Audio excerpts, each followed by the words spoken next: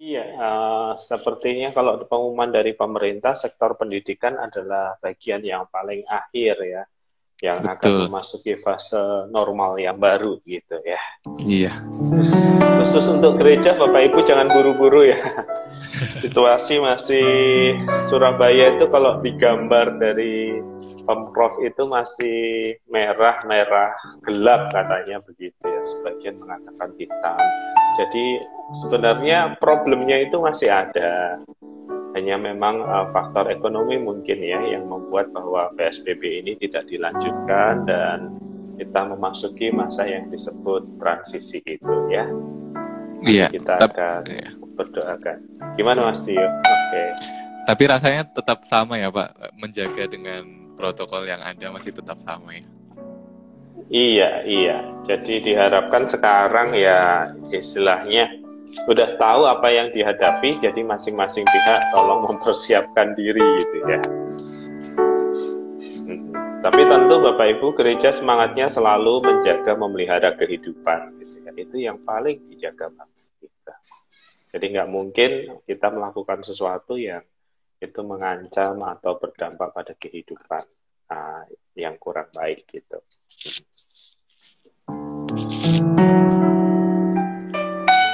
Nanti ada beberapa hal yang kita doakan bersama-sama. Ada beberapa nama yang akan kita sebut. Ada beberapa jemaat dalam pergumulan kesehatan dan juga hal-hal yang lain. Jika Bapak Ibu tahu siapa yang harus kita doakan, sementara ini Bapak Ibu tolong tulis nama gitu ya, supaya nanti kami bisa melihat sebentar gitu ya, untuk memberi kami update siapa saja yang harus didoakan ya.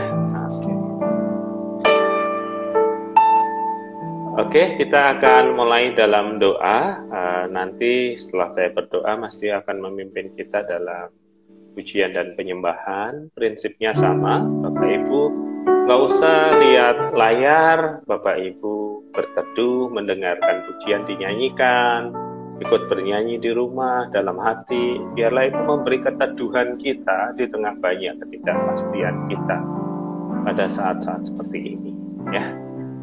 Mari bersama-sama kita berdoa.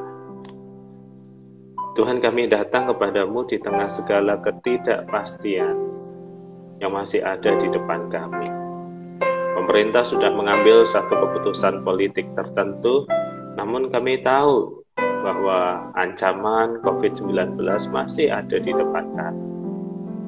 Oleh karena itu, kiranya Engkau memelihara kami dengan hikmat, dengan kasih karunia, dan dengan anugerah-Mu. Dan sejenak kami akan meneduhkan hati dan pikiran kami di dalam pujian, di dalam doa, dan membuka diri kami bagi Roh Allah yang diam di dalam diri kami untuk mengalirkan kasih sukacita dan damai sejahtera. Dan di dalam nama Kristus kami persembahkan setiap pujian kami, setiap penyembahan kami. Amin. Mari Bapak Ibu saya ajak kita untuk mengucap syukur. Sudahkah kita berucap syukur pada hari ini? Kita akan mengucap syukur melalui sebuah pujian, Bapa Engkau sungguh baik. Biarlah hati kita dipenuhi dengan ucapan syukur. Bapa Engkau sungguh baik. Bapa, Engkau sungguh baik. Kasih-Mu melimpah di hidupku.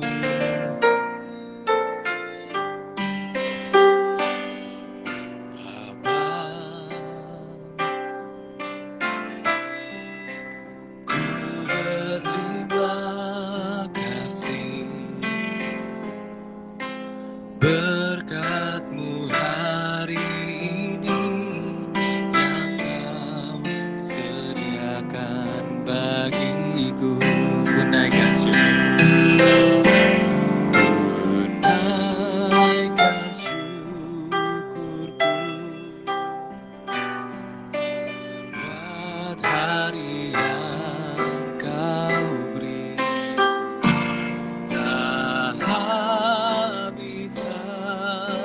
habisnya kasih dan rahmat-Mu.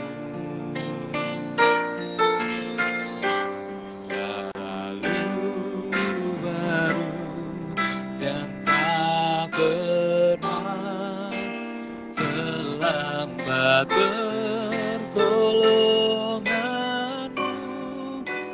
Besar setiamu di sepanjang hidupku. Ku naikkan syukurku, ku naikkan syukurku buat hari yang Kau beri. Tak habis-habisnya kasih dan rahmat-Mu. Selalu baru setiap hari, selalu baru dan tak pernah terlambat pertolongan-Mu. Besar setiamu di sepanjang hidupku. Ku naikkan syukurku, sekali lagi kita naikkan. Ku naikkan syukurku buat hari yang Kau beri. Tak habis-habisnya kasih dan rahmat-Mu. Selalu baru setiap hari, selalu baru dan tak pernah terlambat pertolongan-Mu. Besar setiamu di sepanjang hidupku. Besar setiamu Tuhan, besar setiamu, besar setiamu, besar setiamu, besar setiamu di sepanjang hidupku.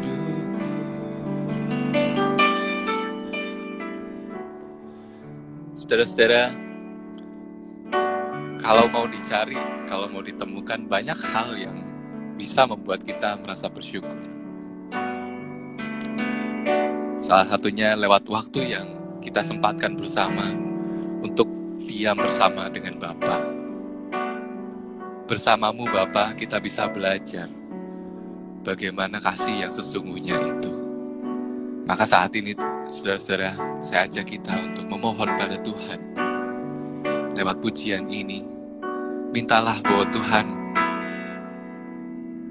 bekerja, menyentuh hati kita, menyentuh hidup kita, supaya hati ini diliputi dengan rasa syukur. Sebuah pujian, sentuh hatiku, biarlah ini mewakili doa kita bersama, saudara. Bapa, sentuh hatiku, ubah hidupku menjadi baru. Bagai emas yang murni, Kau membentuk bejana hatiku.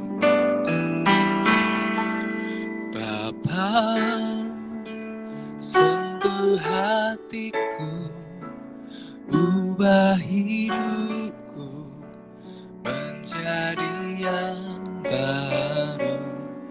Bagai emas yang murni, Kau membentuk bejana hatiku.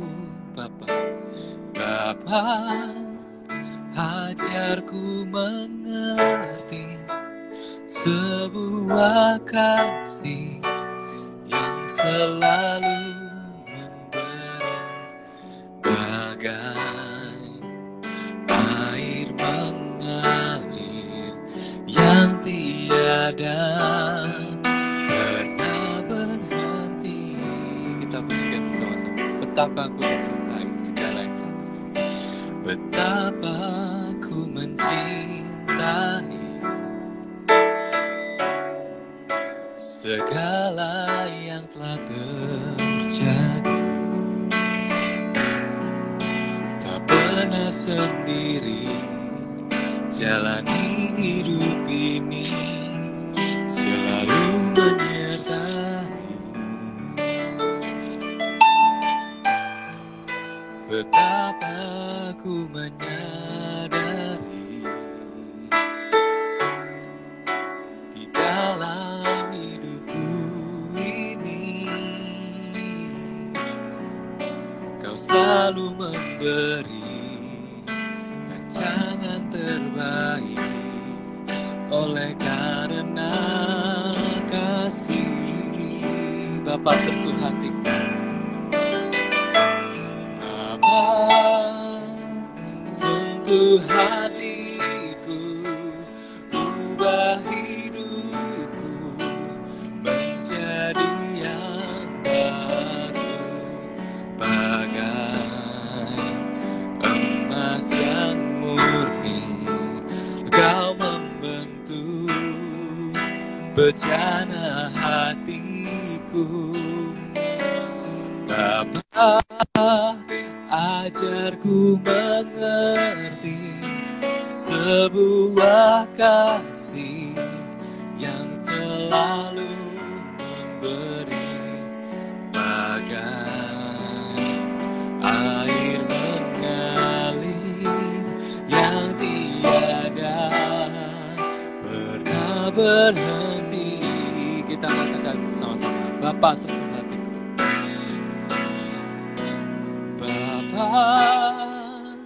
Sentuh hatiku, ubah hidupku menjadi yang baru, bagai emas yang murni.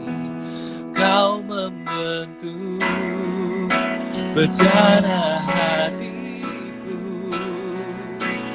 Bapa, ajarku mengerti sebuah kasih yang selalu memberi, bagai air mengalir yang tiada pernah berhenti, bagai air mengalir, bagai air mengalir yang tiada pernah berhenti.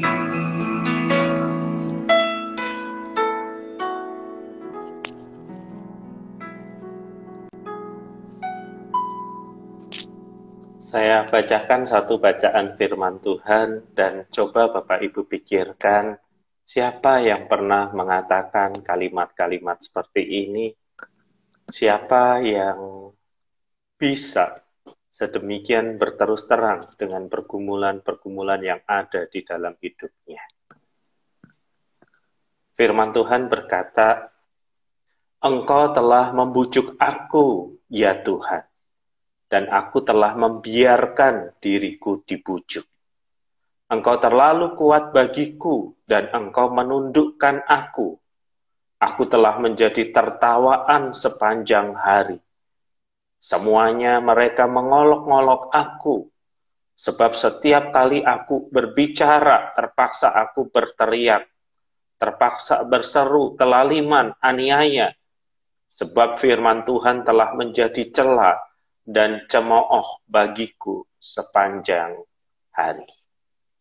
Apakah Bapak Ibu mengingat pernah membaca bagian ini? Siapakah dia yang berani berkata, Engkau Tuhan telah membujuk aku, dan aku telah membiarkan diriku dibujuk. Dan ketika ia memberitakan firman itu dia katakan telah menjadi cela, telah menjadi cemooh bagiku. Dia menjadi tertawaan dan cemoohan banyak orang. Mungkin sebagian dari kita sudah bisa menebak nabi siapa yang berkata kalimat seperti ini. Tetapi yang perlu Bapak Ibu perhatikan, ini adalah seorang nabi yang mengatakan kalimat-kalimat yang menunjukkan kelelahannya, keputusasaannya di tengah tantangan hidup yang begitu berat di dalam hidup dan pelayanannya. Bayangkan seorang nabi, dia merasa Tuhan telah membujuk dirinya. Dia merasa firman Tuhan itu menjadi cemoohan, menjadi beban dalam hidupnya. Dan dia ingin menyerah dalam pelayanannya. Di bagian selanjutnya dia berkata, tetapi apabila aku berpikir aku tidak mau mengingat dia dan tidak mau mengucapkan firman demi namanya, ketika dia ingin ingkar dari panggilannya, ketika dia ingin melupakan Tuhannya, dia juga bersaksi, maka dalam hatiku ada sesuatu yang seperti api yang menyala-nyala, terkurung dalam tulang-tulangku. Aku berlelah-lelah untuk menahannya, tetapi aku tidak sanggup. Jadi ada tekanan yang membuat sang nabi ingin menyerah dalam hidup dan pelayanannya dan dalam perjalanannya mengikut Tuhan. Tetapi ketika dia terpikir seperti itu, dia juga bersaksi dari dalam hatinya ada seperti nyala api yang bernyala-nyala, yang tidak mampu ia tahan. Namanya adalah Yeremia. Seorang nabi yang besar dalam arti melayani di periode yang cukup panjang, kitabnya pun cukup tebal, tetapi kita mengerti pergumulannya sekarang. Tantangan bisa menciutkan hatinya. Dia bisa merasa, buat apa aku susah payah mengikut dan melayani Tuhan. Tetapi ketika dia tidak mau melakukan itu, Tuhan menggelisahkan hatinya. Bapak, Ibu, dan saudara sekalian, dalam situasi pandemi ini, saya sudah berbicara dengan beberapa orang yang berkata kepada saya begini, Pak, jadi orang Kristen di masa ini itu beban luar biasa. Bebannya kenapa? Karena situasi ekonomi sulit. Sudah situasi ekonomi sulit, kita diharapkan untuk bertindak benar dan jujur. Kalau sudah nggak ingat Tuhan-Tuhanan, Pak, kalau sudah tak jalani aja bisnis ini, yang penting aku untung, katanya, dan bisa hidup, tapi aku juga nggak bisa tenang hatiku malam hati, Pak. Aku nggak bisa mengingkari perasaan bersalah dan berdosa. Saudara, dilema yang sama dialami Yeremia juga dialami beberapa orang, bukan? Situasi sulit. Saya pengen hidup benar, tetapi sulit. Kalau saya hidup dengan cara yang salah, bisa. Tetapi malam hari, kita digelisahkan oleh rasa bersalah. Saudara-saudara, hidup mengikut Tuhan tak selalu lancar, kita mengerti. Tantangan di depan besar kita tahu. Tetapi sebenarnya, saudara-saudara, Tuhan tidak pernah meninggalkan kita. Roh-Nya yang kudus berbicara kepada kita, menggelisahkan kita ketika kita akan melakukan yang keliru. Kegelisahan itu justru adalah indikasi dari pekerjaan Roh Kudus untuk mengingatkan kita melakukan yang benar. Setia bahkan di tengah kesulitan. Yeremia mengalami itu, ingin lari dari hidup dan pelayanannya, tetapi Tuhan menggelisahkan hatinya. Dengan nyala api yang terus bergelora di dalam hatinya. Dan semoga saudara-saudara ketika situasi sulit, sebagian Anda mungkin berpikir tidak ada gunanya beriman, tidak ada gunanya beribadah, tidak ada melakukan semuanya itu. Tetapi ketika Anda memikirkan semuanya, Anda menjadi gelisah di dalam diri Anda sendiri. Biarlah kegelisahan yang kudus itu, kegelisahan yang mengarahkan diri kita pada Tuhan dan kehendak-Nya, selalu ada dalam kehidupan kita. Jadi ketika kita berdoa, jangan hanya berdoa untuk kekuatan, untuk bertahan. Berdoalah supaya Tuhan memberikan kegelisahan yang kudus. ketika Anda sudah lari dari gereja, ketika Anda ingin lepas dari pelayanan, ketika Anda ingin mengabaikan tanggung jawab Anda karena capek dan lelah, biarlah Tuhan mengirim kegelisahan kudus itu di dalam hati kita seperti nyala api yang menyala-nyala. Kita akan berdoa, saudara-saudara. Nanti ketika kita berdoa, saudara tidak usah melihat ke layar. Sekali lagi, saudara dengarkan doa-doa, saudara ngambil waktu doa pribadi, dan di akhir doa saya selalu akan berkata, Yesus Tuhan dengarlah doa kami, dan Mas Dio akan menyanyikan pujian responsnya. Mari kita berdoa, tenangkan hati dan pikiran kita. Mas Dio bisa nyanyikan referen lagu tadi untuk mengantar kita ke dalam doa ya. Yesus Tuhan, dengar doaku. Orang lain kau hampiri, jangan jalan terus. Tuhan Yesus, malam hari ini kami berdoa bagi orang-orang yang lelah dan merasa lemah di tengah tekanan akibat pandemi ini.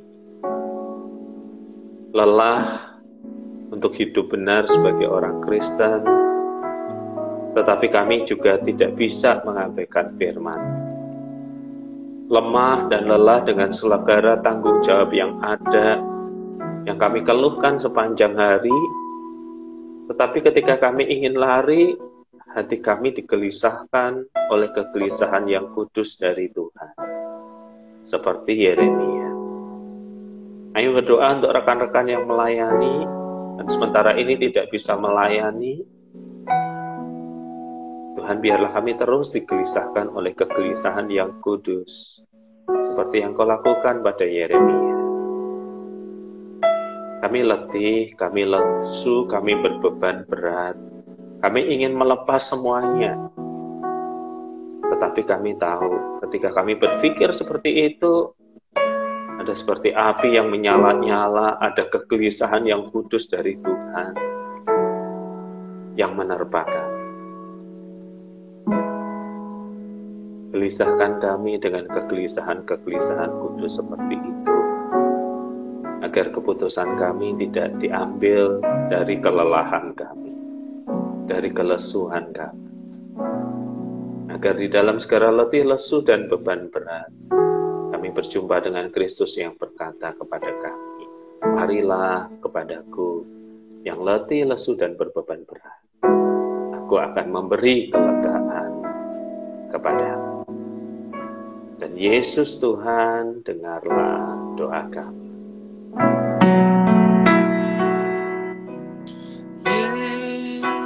Yesus Tuhan,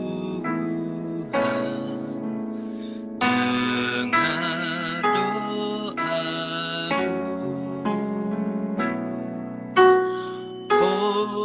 Orang lain kau hampiri, jangan jalan terus. Saudara, saya ingin memberi waktu 1 menit, 2 menit bagi kita untuk berdoa. Doakan secara serius pemerintah kita.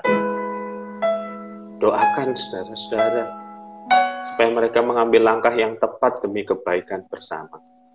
Anda boleh berdoa dengan suara pelan, Anda boleh berdoa dalam hati, dalam rumah, tetapi doakan para pemimpin kita dalam 1-2 menit ke depan. Berdoalah sekarang.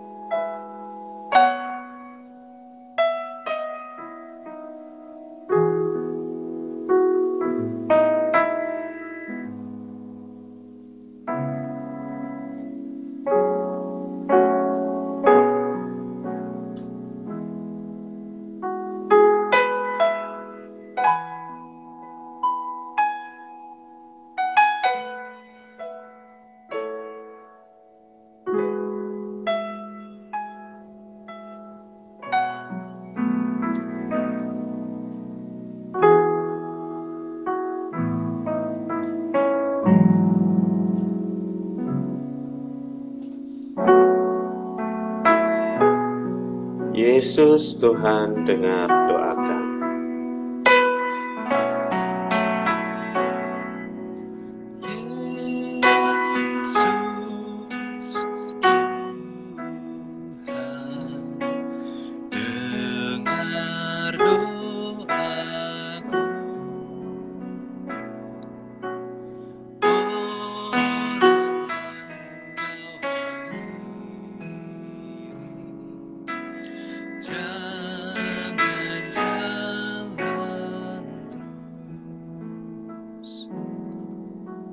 Tuhan, saat ini kami berdoa bagi mereka yang bergumul dalam kesehatan, untuk Ibu Lala, untuk Papa dari Saudari Taruli, untuk Ibu Mariana yang kerap mengikuti acara PD Lansia kami, untuk beberapa nama yang bergumul dalam kesehatan.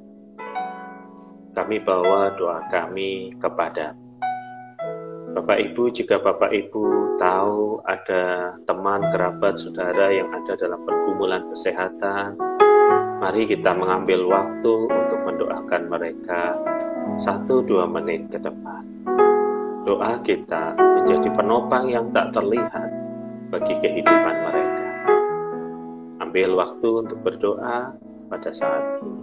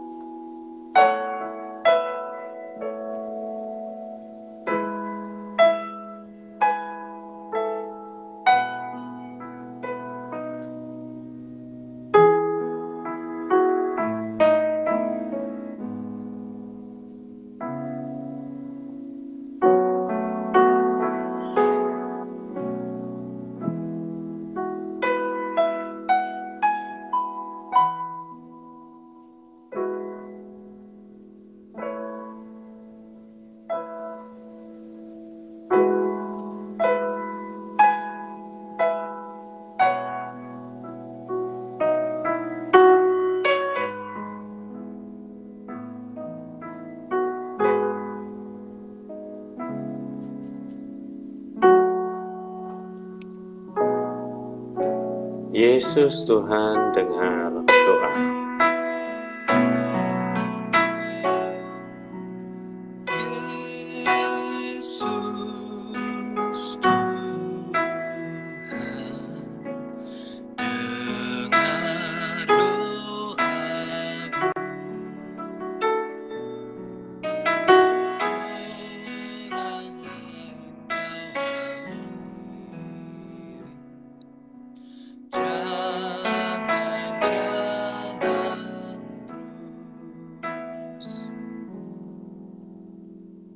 Saudara, sekarang ambil waktu berdoa 1-2 menit untuk pergumulan orang-orang lain. Barangkali bukan pergumulan kesehatan, barangkali ada pilihan-pilihan hidup yang harus diambil. Di kolom komen tadi ada dari Fani yang minta didoakan untuk hal tertentu, bahwa namanya di dalam doa, dan juga nama-nama yang lain. Saudara tentu mengenal 2-3 orang, 2-3 keluarga yang ada dalam pergumulan yang serius. Doakanlah mereka 1-2 menit ke depan.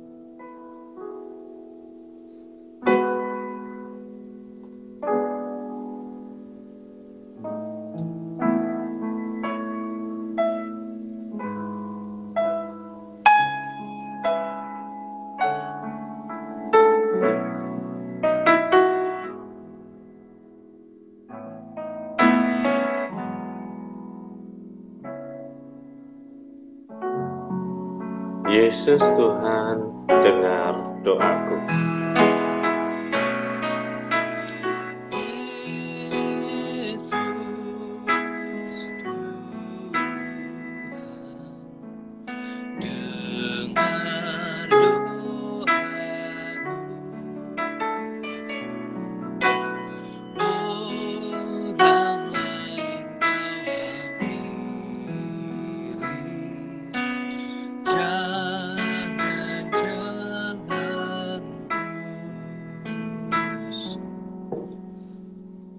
Dan mari kita sekarang mengambil waktu untuk berdoa segala pergumulan kita, apa yang menjadi kegelisahan, sesuatu yang kita ingin lari darinya, tapi Tuhan terus memberi kegelisahan yang kudus bagi kita untuk melakukannya.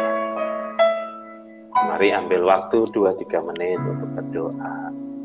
Biarlah kita diyakinkan kembali lewat kegelisahan yang kudus yang datang dari Tuhan, untuk tetap memegang teguh iman kita, untuk melakukan apa yang menjadi panggilan kehidupan kita. Berdoalah 2-3 menit bagi diri dan pergumulan Anda sendiri saat ini.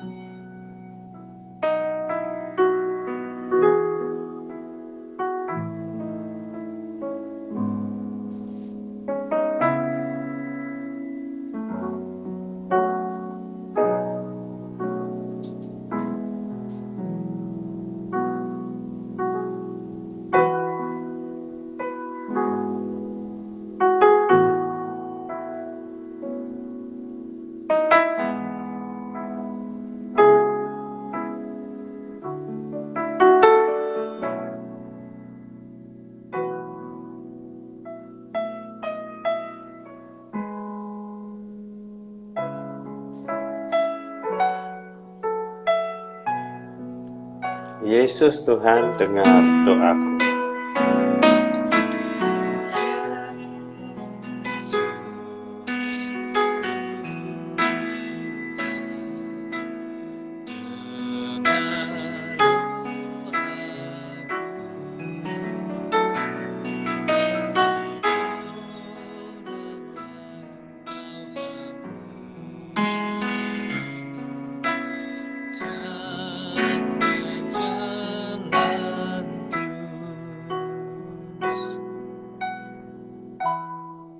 Inilah doa-doa kami ya Tuhan pada malam hari ini. Kami datang menyerahkan diri kami ke dalam tangan kasih, pemeliharaan dan kuasa Tuhan. Di dalam nama Kristus kami berdoa. Amin. Bapak Ibu, jika Bapak Ibu suka untuk menghafalkan ayat, bacaan kita tadi terambil dari Yeremia 20 ayat 7 hingga ayat yang ke-9. Yeremia pasal 20 ayat 7 sampai 9, agar kita memahami bahwa mengikut Tuhan di tengah segala kegelisahan dan tantangan kita, Dia terus memberikan kegelisahan yang kudus bagi kita. Besok hari pukul 7 di IG ini juga akan ada pemahaman Alkitab, Pendeta Florida yang akan memimpinnya. Bapak Ibu bisa mempersiapkan diri untuk mengikutinya. Sekarang saya akan menaikkan doa berkat bagi Bapak Ibu, dimanapun Bapak Ibu berada pada saat ini. Buka kedua tangan Bapak Ibu untuk menerima berkat. Biarlah kasih Bapa yang tak pernah berkesudahan, cinta dan pengorbanan Tuhan Yesus Kristus, penyertaan Roh Kudus selalu membawa kita untuk mengingat Dia begitu mengasihi dan mencintai kehidupan kita, dari sekarang sampai selama-lamanya. Amin. Terima kasih Mas Tio untuk pelayanannya pada malam hari ini. Ada yang ingin disampaikan dulu khususnya kepada mereka yang muda atau yang punya anak-anak muda, anak-anak berusia muda, Mas Tio, silakan. Ya, mengingatkan juga buat teman-teman muda, kalau kita tidak lalu berhenti, tapi kita pasti punya acara gitu ya, program yang rutin setiap minggu, yaitu Cangkruk from Home di hari Jumat jam 8 malam. Teman-teman muda bisa ikuti lewat akun media sosial NYC.gki.ngagel. Di situ ada informasinya, teman-teman bisa ikuti dari situ. Kali ini Gitu, kita Pak udah Webe. pakai Zoom ya, Mas Dio ya. Pakai Untuk Zoom, besok, ya. oke ya, ya. Jadi gereja sudah menyediakan Zoom untuk digunakan dalam berbagai aktivitas gereja ataupun aktivitas yang ada terkait komisi dan yang lainnya, ya, gitu ya. Iya. Jadi itu minggu masih kita akan beribadah secara online pada pukul 10.30 di channel YouTube GKI Ngagel. Terima kasih Bapak Ibu, terima kasih untuk semua komentar dan aplikasinya. Kami undur diri dulu ya. Mari Mas Dio. Ya.